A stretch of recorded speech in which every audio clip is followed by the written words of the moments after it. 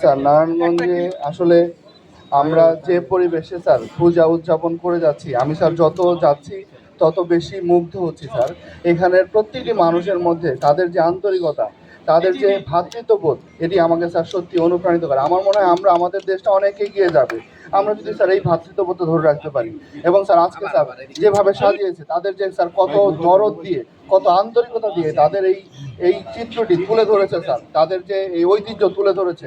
এবং স্যার আপনি দেখবেন আমাদের যে স্যার যখন এই আরতি হয় স্যার, তা আরতির যে স্যার মিউজিক, এই মিউজিক কিন্তু স্যার এই যে শব্দ, এই যে ঢোলের শব্দ, এটি কিন্তু স্যার অন্য কোনো সাউন্ডের সাথে, অন্য কোনো মিউজিক অনুষ্ঠানের সাথে এটা মিলবে না স্যার। এবং এটা আমাদের ঐতিহ্য, এই ঐতিহ্যগুলো যেন হারিয়ে না যায়, এবং এটি আপনারা ধরে রেখেছেন। এবং আপনাদের কারণে এবং এই যুগ পরম্পরায় এটি চলে আসছে এবং আগামীতেও থাকবে। আমাদের অটুট ভ্রাতৃত্ব বন্ধন অটুট থাকবে এবং আমরা যে একটি শক্তি, এই শক্তি আমরা বিশ্বকে দেখাতে চাই।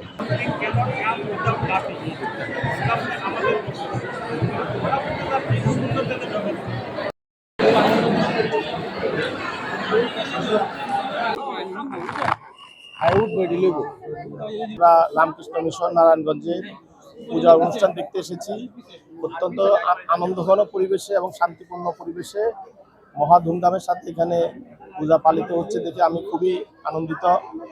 সরকারের জেলা প্রশাসন, পুলিশ প্রশাসন, আনসার, বিজিবি সাথে আমরা সমাজ কল্যাণ মন্ত্রণালয় এবং মহিলা ও শিশু বিষয়ক মন্ত্রণালয় থেকে আমরা আমাদের প্রায় 1,65,000 অফিসারকে নিয়োজিত করেছি। তারা সরকারের প্রশাসনের সাথে এবং পুলিশের সাথে সহযোগিতা করছে এই পূজা যাতে অত্যন্ত শান্তিপূর্ণ পরিবেশে অনুষ্ঠিত হয়। এখানে পূজা উদযাপন কমিটির নেতৃবৃন্দের সাথেও আমি কথা বলেছি। তারা আমাকে জানিয়েছেন যে জেলা প্রশাসন থেকে শুরু করে সরকারের প্রতিটা দপ্তর তাদেরকে প্রতি মুহূর্তে খোঁজখবর নিচ্ছেন, তাদেরকে সহযোগিতা দিয়েছেন।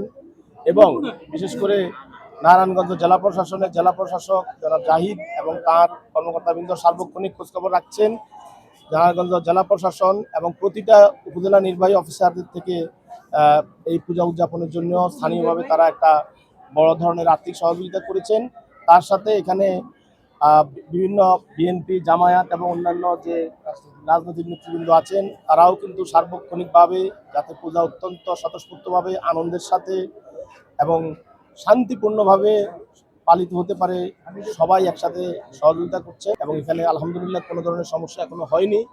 হিন্দু ভাইদের বলবো, আপনারা যেভাবে সুন্দরভাবে আনন্দের সাথে স্বতঃস্ফূর্তভাবে এই পূজা উদযাপন করছেন, শেষ দিন পর্যন্ত আপনারা সেটা করে যাবেন এবং সরকার এবং জনগণ এবং রাজনৈতিক নেতৃবৃন্দ আপনাদের পাশে আছে।